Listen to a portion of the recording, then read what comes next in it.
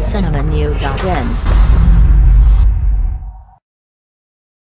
ஹரியானா மாநிலத்தில் யாக்கத் பகுதியில் சேர்ந்த 23 வயது இளம்பெண் கடந்த 9ஆம் தேதி வேலைக்கு சென்ற பொழுது 7 பேர் கொண்ட கும்பல் கடத்தி பாலியல் பலாத்காரம் செய்யப்பட்டு கொலை செய்யப்பட்டு உள்ளனர் என போலீசார் தகவல் தெரிவித்துள்ளனர். பாலியல் பலாத்காரம் செய்து அவருடைய உடலை சிதைத்து காரேற்றி மர்ம கும்பல் கொடூரமாக கொலை செய்துள்ளது. டெல்லியில் நிர்பயாவுக்கு நடந்ததை விட கொடூரமான செயல் மீண்டும் ஹரியானாவில் அரங்கேறியுள்ளது. இளம்பெண்ணின் பெற்றோர் கொடுத்த தகவலின்படியே அவர் அடையாளம் காணப்பட்டு உள்ளார்.